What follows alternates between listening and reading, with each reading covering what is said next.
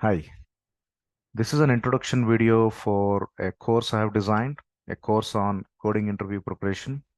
The topics are going to start from recursion and go all the way up to dynamic programming. And coding interviews are the most popular type of interviews for software development engineer role. And they're more relevant for freshers than experienced engineers because coding interviews provide a good assessment for problem solving skills an engineer should have. And it's more relevant for general SDE role hire than a domain specific hire. And it's more relevant for core engineering roles than application development roles.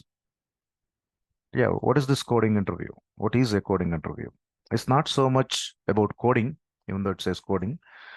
It is mostly to do with designing an algorithm for a given problem, analyzing its efficiency, and based on the efficiency analysis, redesigning an efficient algorithm for the problem. And a typical hiring process for a fresher, suppose, starts with a screening test. And screening test is usually a machine evaluated coding test, right? So the machine evaluates on the correctness and also a little bit about efficiency. But yeah, after that, when a candidate is shortlisted for the next round, so usually there'll be a face-to-face interview with an experienced engineer, right, across the table, where you are supposed to demonstrate systematic problem-solving skills, not just about working the most efficient one, like in the screening test. You're supposed to demonstrate that skill of solving a problem systematically, right? Which essentially means you need to start with a straightforward brute force solution after understanding the problem and navigating through a series of logical deductions using the knowledge of data structures and algorithm design techniques, and finally arriving at an efficient solution. Right? This is the core of an interview, what is expected. But in addition to that, you are supposed to prove the correctness of the algorithm you have designed using logical reasoning, and also should be able to communicate well enough in the interview. And finally, fluently coding the final algorithm you design in a programming language with a decent coding style is also, assessed in a face-to-face interview. By the way, I am Channa Bankapur. You can visit my profile on LinkedIn to know a little bit about me. I'll be the trainer of this course. Yeah, so you can see all of those details, but yeah, so I have done bachelor's in computer science and engineering, graduated in the year 2000, and master's from Indian Institute of Science, Bengaluru, graduated in the year 2005 after working for a couple of years before master's. Yeah, after master's, I have worked as an SDE at many companies, but the popular ones are Google, Adobe, and Cisco. Right? And I left Google in 2013, tried something until 14, and then uh, joined for a teaching job in PES University, Bengaluru from 2014. Yeah, so since 2020, I'm a full-time freelancer, freelance trainer, been doing this kind of job. Okay, yeah, this is the most popular question people ask, especially on LinkedIn. Why are coding interviews still the most popular type of interviews, even though most STE roles do not require them to kind of design and analyze algorithms, which is what we do in an interview, right? Yeah, it's a little longer discussion, maybe not so relevant for this video, so we'll discuss some other day. Yeah, but yeah, where do I come in? How do I help maybe you in your interview preparation? Yeah, I kind of help you to improve one foundational skill among few others. That foundational skill is algorithmic problem solving skill, right? This skill is kind of foundational and needed for any computer science professional, not just software engineers, anyone in computer science. And incidentally, this is the skill that is assessed in many of these coding interviews for SDE roles. And maybe you are here for that reason, but there are other reasons, one should kind of, acquire this skill. It's a very general purpose skill. All right. So yeah, anyone who is kind of becoming a computer science professional is it's given that you have gone through one or two courses in data structures and algorithm design techniques, right? And so this, what is the skill? Is it just about knowing the concepts in those courses? The skill of algorithm problem solving skills, it uses that knowledge of data structures and algorithm design techniques as tools to solve the problem systematically, right? So the skill is going to use the tools, all right? Right. So in an interview, in a coding interview, when someone performs well, uh, they should be good at using this knowledge of knowledge of any tool and technology they come across to solve problems systematically. That is the job of an engineer, right? So when they come across any problem, they should use the tools and technologies they have learned and solve problems. It is the skill that matters, right? So that's why you demonstrating your problem solving skills in a coding interview is more of a desirable general purpose skill any engineer should have, right? Not just computer science people, but anyone, right? It's more relevant for computer science engineers. Okay, yeah, so I have designed a 30-hour course. It's kind of a tight set. It is not exhaustive, right? That begins with recursion as a skill, the skill of recursive thinking, and ends at dynamic programming.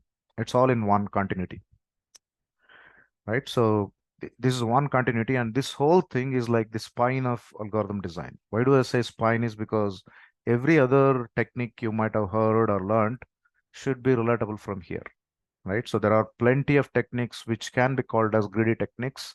They can be kind of understood through this one. Even though in my course I would not be discussing many of them, but they are more like special cases for me, right? So the course essentially teaches you a strategy of using data structures and design techniques to solve problems.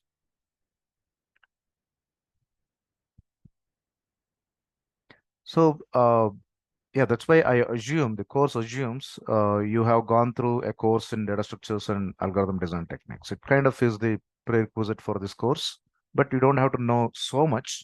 Familiarity should be good enough, right? Yeah, you should even have a familiarity with dynamic programming. So I'm not going to teach dynamic programming for the first time mostly, right? So if you're familiar, it'll be easier because you're going to convert that knowledge into a skill here, right? This course is not elementary, and also at the same time, this course is not too advanced, right? So this is a skill development course, not just learning concepts. So you have to practice in the direction provided, right? So practice is must. There is no alternative to that. But for every hour you spend in my session, if you can put in about 3 hours, 3 hours, you can convert what you understood in this course into a skill. Otherwise, in time, it's going to fade away, right? So this 30 hours of sessions and another 90 hours of your practice, these 120 hours you spend should give you like, 500 hours worth of strategy less practice and lead code kind of platforms, right? So that is the benefit you get here. Otherwise, it's not like you cannot learn without these kind of courses. You can learn on your own also, right? Just that it's going to take a lot more time. All right. So during this course, I'll probably discuss about 50 to 60 lead code kind of problems, not just lead code. I use other platforms also, but yeah, lead code I use. So I'll discuss about 50 to 60 lead code kind of problems, and additional 100 to 120 problems are given for you to practice on your own, right? Okay. Do not assume that these 150 to 180 problems, is it a good set for learning everything and to crack interviews? No, it's not really. You should not look at it that way.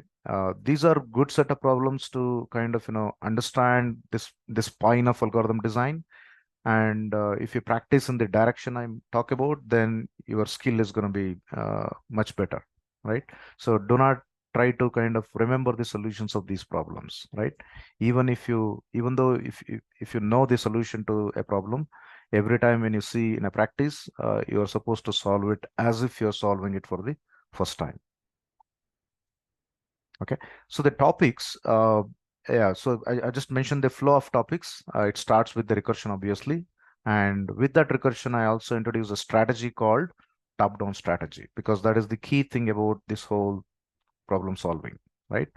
And then I lead on to recursion on trees, which is going to be continuation of recursion and top-down strategy, but on trees and mostly binary trees, right? Which are easy to understand and solve. And then I'm going to jump on to another technique called backtracking on trees. Backtracking can be looked at as a recursion technique or kind of a traversive technique, right? So we'll see what is the backtracking, which is a little more versatile technique to solve problems. And backtracking is can be applied to generate all kinds of permutations or sequences, and also generate combinations or subsets kind of things, right? This is pretty much the first half or the introductory part of this entire course. And the second part is going to start with dynamic programming, right? So whatever we did on backtracking on combinations, we will see how to convert that to dynamic programming on combinations, right? They are very much related. They sound very similar, but there is a key difference. So that is what we're going to start with here. And graphs, I'm going to introduce at this point, not any time before, because now is the time you need to kind of upgrade it to graphs. Otherwise, it sounds like DP is meant for graphs, right? It is not. Like you can learn DP before even introducing graphs, right? So now when you learn about DFS and BFS and graphs, more of DFS, that same method of DFS is kind of used in all of these techniques, right? Yeah, then based on the knowledge of graphs, we're going to solve a bunch of pathfinding problems using DP, dynamic programming. And a pathfinding problem is more like a permutation or a sequence, a generating problem, right? Because paths are just like sequences, right? And then I'm going to talk about DP on subsequences. Here, start with subsequences where it can be looked at as either a permutation or a combination, or a sequence, or kind of a combination or a subset, right? And so that's how uh, any problem can be looked at as either a permutation building exercise or a combination building exercise, right? So that's what we're going to learn here, right? And finally, I'm going to take a bunch of problems where we deal with subarrays or pair of elements, where DP can give you an efficient solution, but often there are competing greedy methods like two pointers greedy and sliding window greedy. They can work faster than DP, but they don't always work. When they work, usually they are faster, right? So we are going to discuss how to kind of navigate our problem solving strategy between these methods, right? It's not like we're going to try everything and take the best, right? We have to be a little smarter. So I'm going to end here in this course, but yeah, so from this point onwards, just like what I did in the last 10th unit, you can take any other greedy method, and then start from DP and then see how you can kind of, go into the greedy space and see there are better solutions, right? And then you'll also understand why it works sometimes and why it doesn't work other times. Okay. Yep. So yeah, I'm going to end with saying don't work hard, work smart. But here does not mean you don't work. When you work smart, you still work. But work hard essentially means practicing without a strategy. That strategy-less way of solving problems, a lot of problems. So don't waste time in that. Work smartly by following a strategy. So you follow the strategies, right? So what I'll do is I'll demonstrate solving one of the problems. By the way, the problems during the course, I will share those problems like this in a sheet, right? I just added one sample problem here for demonstrating today. Otherwise, it will have eventually about 150 to 200 problems, as I mentioned earlier, right? Okay, so these list of problems, don't look at them as isolated problems. Look at them as kind of an opportunity for you to practice the strategy I talk about. So I'll demonstrate today. Obviously, this is not the first problem I'm going to take in my course, right? This is somewhere, this is going to fit somewhere, after like 10 hours in my course. But let me just discuss, right, and see if we can get the gist of what I'm talking about. All right, so here is the problem. Let me just read out the problem definition and demonstrate how I would solve in an interview or how I would discuss this problem in a session. So what do we have? We are given the root of a binary tree, right, with n nodes where each node in the tree has node dot val number of coins, and there are n coins in total throughout the whole tree. The tree has n nodes and also n coins, right? But they are not evenly distributed to start with. In one move, we may choose two adjacent nodes and move one coin from one node to another. What is an what are adjacent nodes? A parent and child are adjacent nodes, right? So may a move may be from parent to child or from child to parent, right? Those are the adjacent nodes. Yeah, but what is that we need to find eventually? We need to find, or we need to find the minimum number of moves required to make every node have exactly one coin. So we kind of want the coins to be evenly distributed at the end. But yeah, what is that minimum number of moves needed to make that happen, right? So yeah, how do I solve this problem now? So I just read out the problem definition, understood a little bit, but did I really understand well enough? Right? Let's look at an example here. It says yeah, so we have a tree which has three nodes and root has three coins. The other two nodes does not have any coins. So three nodes, three coins overall, right? So yeah, this is easy to see. One coin we can move from the parent or the root to the left child, and one coin from root to right child. So that's how we are going to evenly distribute, right? And that's going to take two moves, so two is the answer, right? So let me modify the problem a little bit. Suppose I have four nodes now.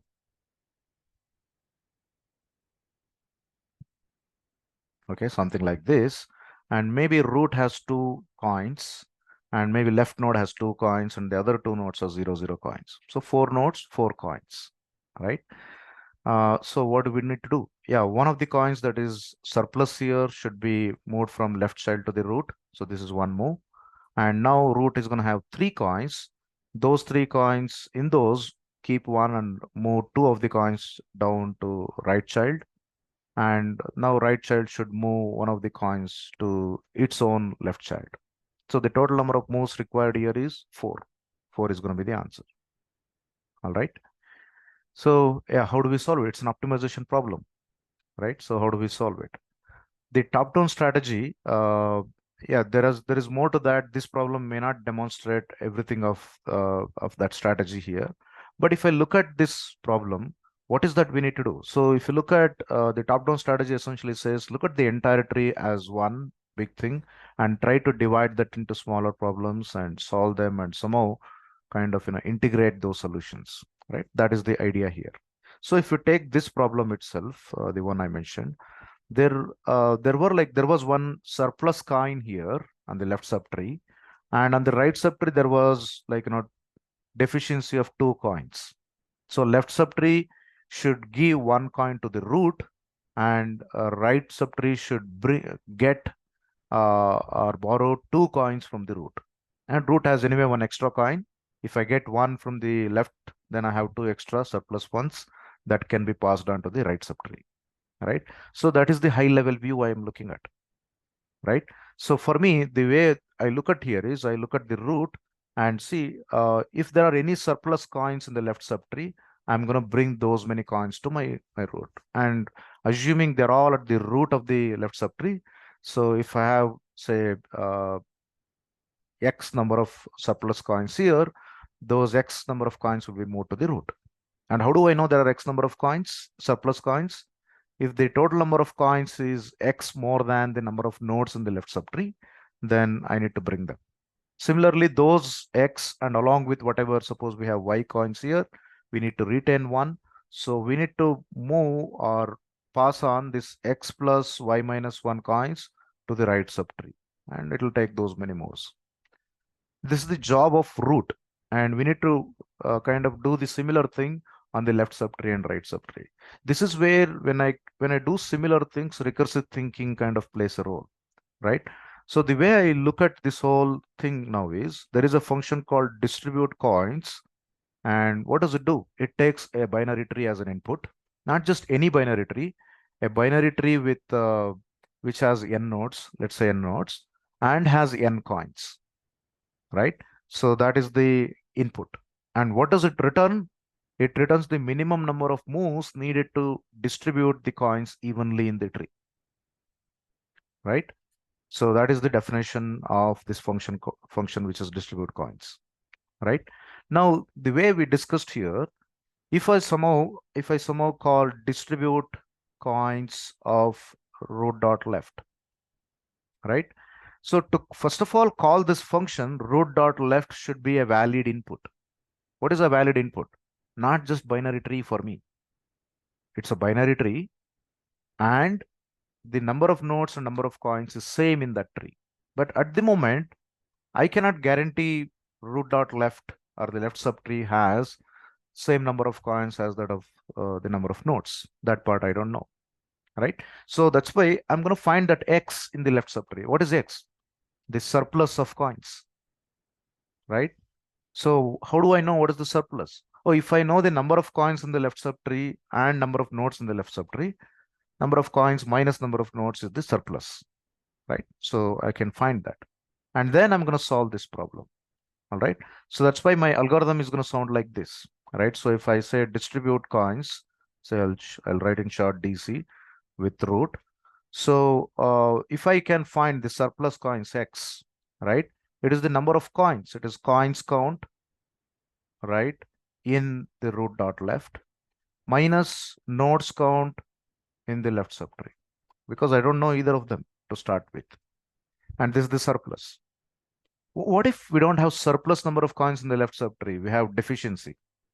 Then that x will be negative, right? If the number of coins is say 2 lesser than number of nodes, we will get -2, right? So still it is going to be meaningful, right? So these x coins, because we take the number of moves we are supposed to make is going to be x to start with, right? And because it is surplus, those number of coins should be removed from the left child, right? We can solve it and then remove it, or maybe remove it and solve it. So root dot left dot value val should be reduced by minus equals reduced by the x, the surplus coins, because we are taking those many coins from the left subtree or left child to the root. And then we can call this DC or distribute coins on the root dot left. Now this is okay to call because root dot left is not just a binary tree. The number of nodes and number of coins is same in that, right? So you get some number here, and that number can be added to moves, because this subproblem will find the minimum number of moves needed to make that tree uniformly distributed with coins. So that moves should be added to the current moves, right? We already had x here. Similarly, you do it for the right subtree, right? So moves, so you find kind similar x for the right subtree, count the number of coins for the right subtree, and subtract the number of nodes in the right subtree, and moves will be updated by that number, and then you update the right child of that, and then call this up, uh, call that function recursively on the right subtree, and finally we have the moves. That is the answer. So I have an answer here, right? So yeah, I'm not writing everything, but I just explained because it is very similar. Finally, I'm going to return that moves. All right. Yeah. So is there any base case I need to care for? Yes, because I'm calling them recursively, it cannot just go forever, right? So one thing I can see here, what if there is no left subtree? What if root is there, but left subtree is empty, right? If left subtree is empty, what is going to happen to x? Yeah, the count coins and nodes count is going to be 0 and 0. They are still fine, right? They are okay, right? It's not like an invalid call. You'll get 0 and 0, x will be 0. And when you call this distribute coins on the left subtree, that will be empty tree. That's also fine. So empty tree is not a problem. It's okay. It'll work, right? Yes. So now that's not a problem. So that's not a base case now. So even a leaf node or a node having one of the subtree as empty is not a problem. But what if the tree itself is empty? What if root itself is null? If root is null, what does it mean? It's an empty tree. It has 0 coins, 0 nodes. So it's a valid input, right? And what should be the answer to this? Yeah, the number of moves is 0. So just return 0. That's how the base case is handled now. All right. Okay, so now I think we have entire solution. And what is the efficiency of this? Oh, it's kind of a DFS call. That means you traverse through the entire tree. We call once per each node of this tree, starting from root, right? Yeah, those calls are made here and similar one here, right? So this call distribute coins is called once per each node of the tree. But yeah, now how much time we spend per node then? Oh, the amount of time you spend per node is the non-recursive cost of this function. And in that, not everything is of constant time. There are function calls you make. Coins count and node count for both left subtree and right subtree, right? So I can easily imagine implementing them to find or count the number of coins and count the number of nodes. That can be done in linear time using anyway, again, a simple DFS method. They will take linear time, big of n time to the size of that tree. So knowing that we spend big of n time per node, and then we kind of process each node, the overall efficiency, the time complexity will be O of n squared time.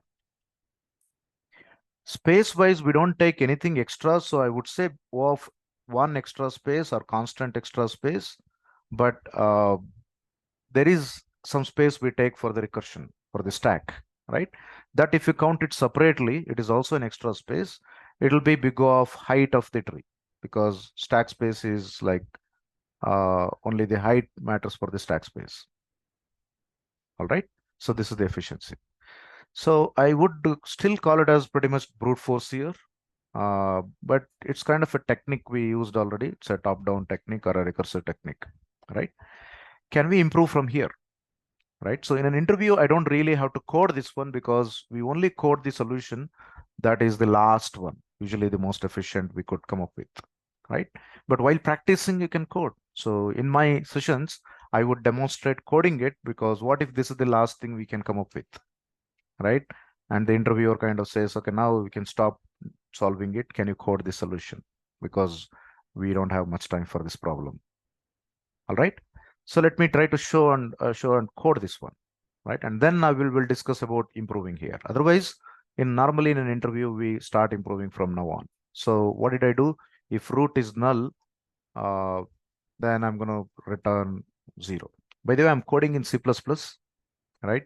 You can code in any language mostly in an interview also. But yeah, try to learn at least 2 different languages, right?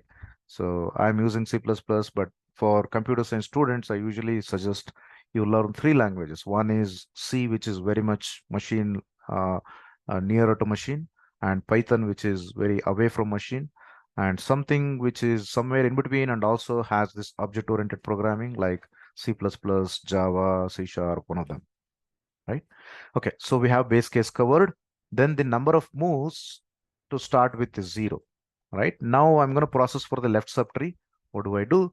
I will count the number of nodes. So count coins. First of all, I need to count the coins. So the X, the surplus, I'll call it as surplus on the left subtree is coins count.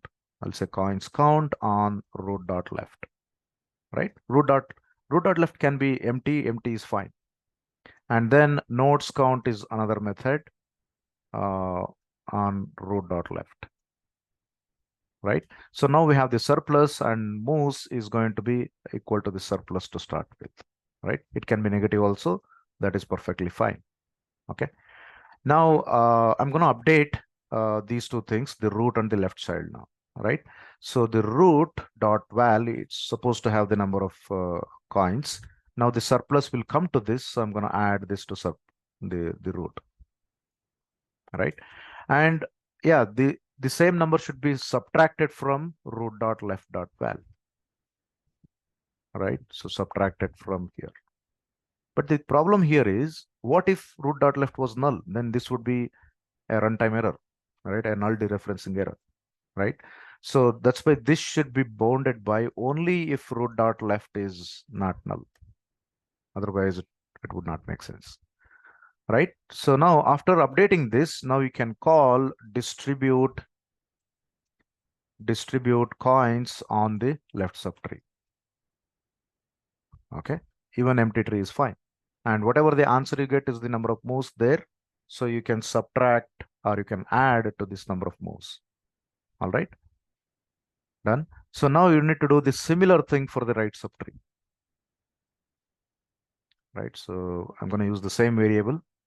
Yeah, so instead of left, it is going to be right now. Okay, so you count the number of coins and number of nodes, and you have the surplus now that will be added to the moves, and root is going to be updated. If right subtree exists, then if it is not null, then we update this and then solve for the right subtree. Right, that's all. Now we have the answer, which is in moves. We're going to return it. Right, so this should work, and if it works, it's going to take quadratic time. So I would call this as top-down approach, right? This is not the best example to understand top-down approach, but we are using that, right? And it's going to take O of n squared time and O of one extra space and O of height stack space, all right? So it is okay to keep them separate or merge these two things as extra space. Okay, let me make sure it works. Okay, it didn't work. Okay, because yeah, we haven't implemented this coins count and nodes count. I kind of assumed it is already implemented in a way, right? Which is not right. So we are supposed to implement them, right? They should not be hard because they are simple DFS methods now. Now, what is coins count? Coins count of this tree, whatever the tree we are given, right? I'll call it as the root. Okay. So now, yeah, what is coins count, right? If it is again null, there are no coins, so we're going to return 0. Otherwise, the count, whatever the coins count, is going to start with whatever the root already has, right? Val is the number of coins. And along with that, the coins that are present in the left subtree and right subtree. So coins can be counted. Now I'll just call them directly here. Coins count, sorry, coins count of root dot left plus coins count of root dot right. Coins count of root dot right.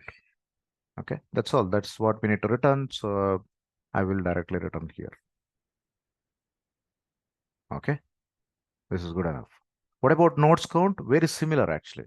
Where instead of counting the coins, we are counting the nodes. So for root dot null, we have 0, right? That is fine because it is the node. No nodes. Let me change the name. Nodes count. So it's 0. Otherwise, root counts as one node, so it will be 1 plus nodes count of left subtree and nodes count of right subtree. Right? That should work. You can clearly see these are the simplest of DFS routines on binary trees, which is going to visit each node of the tree exactly once and spends constant time per node. That's why they take linear time, right, on their own. Right, both of them. Okay. Yeah, didn't work. So we got some issue here. Let's quickly see what could be wrong here. Why did we get -2, right? So, and then for the second, so this test case gave us -2 instead of 2, right? And this gave, let's see what happened. So -2, if you clearly see, what did I do? I'm adding just the surplus. I told you it could be negative also. If it is negative, it's not like the cost is negative for me. The cost is still positive. So I should have taken the absolute of the surplus rather than just the surplus, right? But for the root val and all, I'm going to add whatever that positive or negative that is there, right? Even for left child and then the root. But for moose count, it is an absolute number. So absolute of surplus in these two things. All right. That was a bug we had, right? So sometime we might take more time to fix such bugs. It is okay when you get a bug, don't be panic. So try to see what could be the issue, looking at the kind of output we get, or sometime you don't get a chance to kind of run like this. You are just whiteboarding, that means writing on the whiteboard or on paper. So you're supposed to run through an example and figure out what went wrong. Okay. Now this should be good enough. In lead code, I would not even submit if I know for sure it'll be a time limit exceeded error. Oh, the number of nodes is only 100. 100 squared is 10 to the 4. 10 to the 4 is much lesser than 10 to the 8, so it should be acceptable, right? So that is the magic number here in lead code kind of platforms. So it accepted. Okay.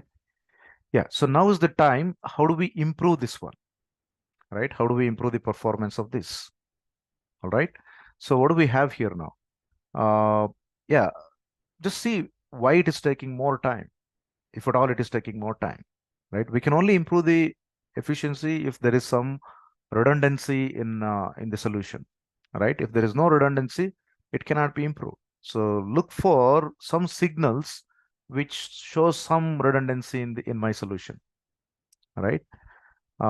So here, what could be redundant here? Why we are taking quadratic time? If it is taking quadratic time, is there any one line or instruction that actually runs quadratic number of times, right? So look at this one, like line number 17. Does it really run quadratic number of times? No, actually, because this distribute function is called only n number of times, not quadratic number of times, right? So this will run only linear number of times. So this function is called linear number of times, coins count and node count.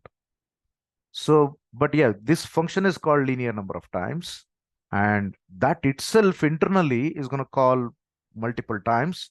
So that way, the number of times we call coins count from distribute coins is linear time, but coins count itself will call it's recursively linear times for each call from distribute coins, right? That is what makes it quadratic. That means this line number 37 executes quadratic number of times. All right. That means we are solving coins count problem quadratic number of times. But are there really quadratic number of distinct problems of coins count? What is coins count is taking as an input? A binary tree. And how many different binary trees we can have in a given tree here? If there are n nodes, each node can be the root of a tree. So there are actually just n trees, n non-empty trees. If you count empty trees, maybe another n or n plus 1. So there are linear number of trees that are there, but we are solving quadratic number of trees. We are solving for quadratic number of trees. So that means this is redundant. If I solve this only once per tree, then I wouldn't have to kind of, go through this quadratic amount of time, right? So this is a very common sense kind of, problem. If there is some part of the code that is kind of we are solving it multiple number of times, even though we don't need to, because the first time we solve that problem, we can hold on to that answer and then use it later. That technique is called memorization. So at this point, I kind of got the idea of, oh, because we are solving a problem for me is a function called say coins count for a particular tree. A a problem is solved multiple times, which was unnecessary. So why don't I store the answer for the first time when I solve it and then reuse it next time onwards, right? That way, I only take linear time for this entire coins count overall instead of quadratic time, right? The similar argument goes to nodes count also, right? So that would be my improvement now, which is called memorization. Now, my knowledge of memorization from algorithm design techniques is going to be useful now. So far, it wasn't so much about any particular technique so far other than the high level approach, right? It's kind of a brute force technique, right? So now the memorization is what I'm going to do. So now I know it is memorization. And when I work on this problem on paper, I can now prove that because each of these problems are solved only once and the overall time we take for coins count put together is linear time, and overall time for this is linear time, and this whole thing is going to be again linear time. So the overall efficiency will come down to linear time. Linear time. What about space? Oh, we need to remember answers of each of these problems, coins count and nodes count, in a table, right? Let me write the table and then talk about the efficiency. So because it's a table that is going to remember the answers of each of these problems, and a problem of coins count is identified by its root of the tree, input tree. So which is a pointer. So I'm going to use an unordered map, which is a hash map, where tree node pointer is the key to that problem. And the answer is the number, which is the int data type here, the number of coins in the tree. So int. So this is for me the table for nodes count, or coins count, sorry, coins count. Right? This is the table. Table essentially is going to remember the answer to those problems. I need a very similar table for the nodes count also. So I'll use table for nodes count. Right? Now, how do I use these two tables? Right? So to start with here, okay, let me start here. So what I'm going to do is I'll initialize those tables now. Right? Let's see if this is good enough. Initialize those tables and call these functions. Here, I'm not going to worry about did I really make it efficient or not. But in this function, I'm going to ask this question. Is it already solved? If it is solved, it must be there in the table. So table coins count dot find is going to find for this root. If this returns something other than the table coins count dot end, it means there is an answer here. If there is an answer, I'm going to return that answer, which is table coins count of this root. So what did I do now? If it is solved, I'm not going to solve again. I will take only constant time, find it, and return it. If it is not, I'm going to solve it. But I don't just solve it. I will remember the answer in the table for this root and then return, so that it is solved only for the first time. I return, save, and then return. Save, and then return. All right. So now this function does not see it any differently from line number 56, but we are only solving this only once, each of them only once. Okay. So we need to do exactly the similar thing for nodes count also. So nodes count, I'm going to clear the table here. All right. So that it is empty in the beginning. And then here again, I'm going to ask a very similar question. Do we have an answer to this tree? If it is not equal to table nodes count dot end, that means we have an answer to that. So we're going to return this table nodes count of this root. Otherwise, we will solve it, update the table, and then return it. Okay. So now with this, I would not discuss the time complexity separately here because we solve each problem only once. The total amount of time we were taking earlier in line number 57 was quadratic time, overall time. Now that is down to linear time. And that's why we have linear time. But if you see, we used extra table. So that is going to take linear extra space.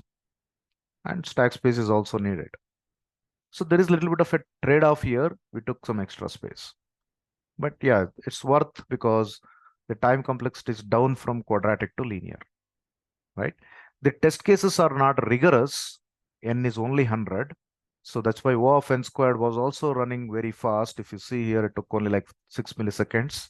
So this is not going to look very better for these test cases, but otherwise we made a big improvement in time complexity, right?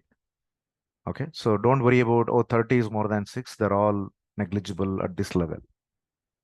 Okay, so it is better. All right. Now, is this the end of it? Yeah, so we got a linear time solution. Most likely we cannot beat that time complexity, but we are taking extra space, right? Are there any other ways of solving it? Yes, someone might have, as in the interview, I'm going to just try to avoid taking space here. But if I had thought about this problem in a different way, I would have thought about it in a different way, right? So instead of memorization, I would have looked at the solution and see what is the problem here. Oh, we are actually finding coins count for the same problem multiple times. So why don't we pre-process the coins count and store the coins count for each tree, each subtree, and then use them in this function. Okay, that means like we are just pre-processing. It sounds like a very different solution, but it is not very different from memorization, by the way. Because in memorization, we were dynamically kind of updating the table rather than pre-processing it in one shot, right? So now I'm thinking of pre-processing. Let me code that pre-processing. There is not much to talk about. I'm going to solve this coins count and nodes count for each tree, store the answers before someone asks for it, and then call this distribute coins, right? But with distribute coins is the function lead code has given to us. I will kind of introduce another function here, right? Helper function kind of thing. So now this one is going to be more like pre-processing, right? So we'll see what is that better name we can give later. So we'll use some kind of pre-processing. That should also bring the time complexity down to linear time and then linear extra space. These analysis can be done later, but I'm just doing it, right? So what I'll do here is, okay, so here itself, I'm going to pre-process for the coins count, right? Coins count here for the entire tree. And this should update that table. The table we had here, I can use the same table or similar table, right? And update that here, right? So I'm going to also clear these two tables to start with and then pre-process it. So I clear it and pre-process it. So now what does pre-process coins count is going to do? It will update this table, populate this table, right? I can use the same function actually, the coins count function, right? And then pre-process it. See here, pre-process of left subtree is going to update for every tree in that, and right subtree will update every tree in that. And finally, this one I can update here. Pre-process count of the root, I can update here. All right. See, it looks a lot like memorization already, but yeah, so some people look at it in a different way. That is why I'm gonna write it separately. Okay. Yeah. So 0 can also be updated for the empty tree, which is null. It's fine. There is only one null tree for us, so it's not going to count much, right? So now if you see, this function is a simple DFS call. Pre-process count, coins count is called for each node of the tree, and we spend constant time per node, right? We use the solutions of the subtrees to get the solution of the current tree, right? So that is how it has become efficient now, right? So I can do the very similar thing for the nodes count also, right? So instead of coins, it will be nodes, right? So nodes count, pre-process nodes count, pre-process nodes count. Wait a second. The table's name was different. So for coins count, it is tables coins count. So this should have been updated. The function name and the table name are different. And similarly, table name for nodes count is different. So this is table name here and here. Okay. Otherwise, this nodes count thing is updated already. Yeah. But otherwise, root dot val should not be added. We should add only one. We are counting the number of nodes, right? So now that we have updated here, so in this function, in distribute coins function, we were not supposed to call these functions, but we don't want to kind of every time clear this. So what I'll do is I will call a new function called say f1, some function 1 of root. Now f1 is like distribute coins function, but it is not going to reinitialize everything, right? So that's why I'll introduce one more function, which is going to return just like distribute coins, it will take uh, the tree node pointer, and then all of this I'll just copy paste here. Okay, so number of moves. Okay, actually I need even just this also, the null thing. That way the main function is very small. The helper function has all the heavy lifting. So okay, and also I need to call this pre-process nodes count. Okay. Yeah. So when I call F1 now, F1 should be recursively called here so that distribute coins should be replaced with F1. Okay. And these are not function calls anymore. I'm going to use the table here. So coins count is going to look up in the table for table coins count. Okay. And once more here.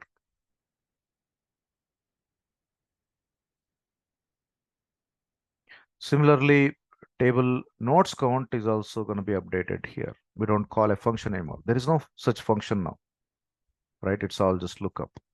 Mathematically, it is the same function because for a key, we get the value. So key value pair is like the function.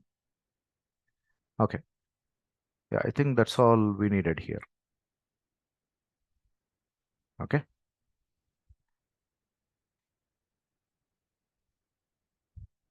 All right. See, function F1 is not, it does not have that redundancy, right? Only coins count and nodes count were redundant, right? Yeah, it should not be more efficient or less efficient than memorization because it also kind of does similar things, but not some dynamically like in a pre-processing way, right? Some people even use the term tabulation method for this one, right? So we are tabulating the answers first and then picking the whatever the answer we want, right? Okay. Yeah, there is some author I've seen in one of the books. They call it as space and time trade-off, right? So what is space and time trade-off is we were uh, we were taking more time to compute these things, coins count and nodes count separately. But if I can remember some answers, I don't have to take so much of time. So I'm trading off some space for a better time complexity, right? Yeah. So these are just names, but if you know what you're trying to do, uh, some name of that should make sense to you. Okay. But this is not better than memorization or worse than memorization. Linear time, linear space. But what if you're kind of asked, can you get me a linear time and constant space solution? Right? So in those cases, this pre-processing is not going to help. But if you don't pre-process, you will end up taking more time. So what do? You kind of try to do it even more dynamically than what we did here in memorization, right? So instead of you finding coins count and nodes count of left subtree and then calling the function on left subtree, what if you call one function which does all the three jobs put together, right? So if I take distribute coins as the main function, these two functions are like subroutines. Instead of calling them subroutines separately, what if we ask the main function to return those answers also along with that, like piggybacking on that? We can piggyback these jobs of counting coins and nodes on the distribute coins function, right? So that way, I don't need to save anything separately. And also, if I can piggyback effectively, I don't need that redundant time complexity, right? So let's see if we can do it. But for that, how can I call distribute coins before I update this thing? But if you observe here, updating this was totally redundant. Even if I don't update this root dot left dot val, it's not going to change because look at distribute coins here. Maybe I should look at the first function. Look at this, right? So the root dot val is nowhere used. If you see there, where are we using root dot val or wherever val here in coins count? This is the only place we actually access the val here. If I just click on that, this is the only place we access it. The other places we are accessing it is for updating. Why do we even update? Right? Let's see. Coins count for the first time for the entire root was called for the left subtree and right subtree. So the root of this one, the val part of the root was never used. So in other words, these two lines were actually redundant, right? So let me just recode that part showing what is redundant and getting onto the next method, right? Which we call it as piggybacking pattern, right? So what is that pattern? We'll see. All right. So here, before piggybacking, I will try to show what I'm trying to, what I mean. These two things are irrelevant here, right? Even though in theory they look like, or they make sense, they are irrelevant because we are not using them, right? You can think through that a little bit. So if you do that, what does that really mean is I can call this function before even I do this part. So I can just remove this one and then do it here, right? So if I can call distribute first, but I need these coins count and nodes count for finding the surplus, so that absolute of surplus should be added to moves. So I need them. But now distribute coins function can actually get me those things, right? Instead of directly just the moves, right? So what if it returns three things? One is the actual answer, which is the moves, and the coins count and the nodes count, three things. All right. So that's how what I'm going to do here is I will introduce a new function called F1, which actually does that job. So let me show you what I mean. I'm going to copy this entire distribute coins function here and have a very similar function. But now I will call it as F1 because this will return a different thing. Now it will return an array of three things, right? Which is the number of moves and coins count and nodes count, right? Three things it will return, right? Returns this much. So because it returns three things at the top, I don't, when I call this F1 of root, I pretty much has the answer, except that I get an array of three things. So in that, I'm going to access the first one, which is 0th index, and then return, right? That is why I had to introduce a new function called F1. All right. Now look at here, I can call F1. Now when I call F1, now it is not just the number, a single number. It will be an array, right? A vector, right? In C++, vector is pretty much an array. So this is for the left subtree. So now left is essentially an array which has three things, right? The first thing is going to be added to moves, plus equals left of 0. That is the moves. And left of 1 is coins count, so I can use that here. Left of 1 is coins count. And left of 2 is the nodes count.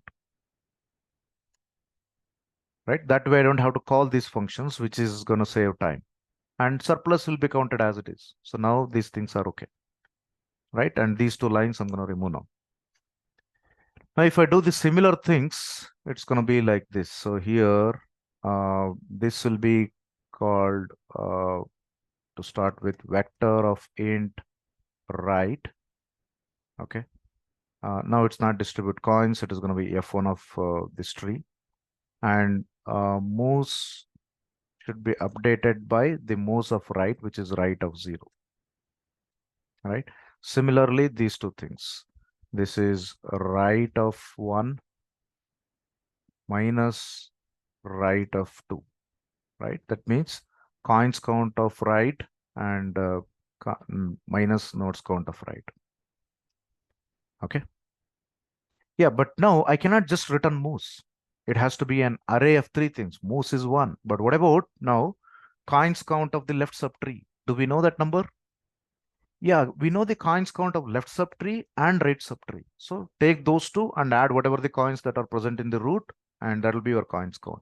So root dot val plus left of 1 because that has the coins count, and right of 1 because that has the coins count on the right subtree. Similarly, for the nodes count, root is one node, 1 plus left of 2 plus right of 2, right? Because we can do this, this works efficiently. If we cannot get this answer here easily, it would have been inefficient. Okay, is it making sense? Do we have to worry about any cases? Okay, if root is null, then the moves is 0, coins count is 0, and nodes count is 0. All right. So it's an array of these three things. All right. But what if left subtree is empty? I just want to see whether that is handled seamlessly, or should we make it as a base case? If left subtree is empty, then F1 of this is null. It will get 0, 0, 0 here. And they are added, subtracted, and all of those things that are fine. I think it'll work. Yeah, this should work. Root is not null, so even this is not going to suffer. Now that we are doing all of those things, these two functions are also not needed. Okay, so this is our final solution, piggybacking. Now, if you see, function f1 is called once per each node, and we spend constant time per node. That's why we end up taking only linear time. What about space? Oh, we don't take any other space other than the stack. So stack site is big of height stack space. Now look at these complexities. This is the best we have found so far, right? And the pattern I'm using here is called piggybacking. It's not a very popular pattern. Uh, it is pretty much like an improvement or some variant of memorization or that pre-processing thing we used. Instead of pre-processing, it is like on the fly. Okay. But these things does not work all the time. When they work, they are good. Okay. Cool. Let's make sure it works and then kind of conclude. Yeah. So in the interviews, you're not going to code more than one solution. I coded 4 solutions here, but you only code one, whatever the last one you come up with, right? It should be most efficient solution, but whatever the last one you get, you kind of code that. Sometime when you run out of time, whatever the last one you discussed, they might just ask you to code. They may just ask you to code, right? It's not usually your decision, it is the interviewer's decision. But if it is about improving your skill of problem solving, this kind of sequence of thoughts or the logical deductions kind of came up with the solution, right? So when you go through a solution like this, you should not think of, oh, for this problem, piggybacking is the solution or memorization is the solution. Let me remember so that I can apply the similar thing for similar problems. Instead of that, practice solving it from scratch like the way I demonstrated. I did not even know any of these things for the purpose of solving the problem. And I kind of decided or figured out on the fly whatever the technique I needed to use. All right. So I hope this demonstration helps you. Yeah, many things, memorization, pre-processing this technique or piggybacking, and how did I come up with this top-down approach? All of this is right now is more like a trailer for you for the course. We are going to discuss these things, but at the moment, if it is not making so much sense, it is still fine. Okay. I hope you understood how I ended up solving this problem. Okay. Yeah, so that's how I would really kind of discuss the problems during my sessions, right? Yeah, so the list of problems will be given here. I would like you to treat those problems as examples to work on, the practicing the strategy here, not really kind of, knowing the answers to those problems. All right, cool. Thank you for your time. Bye.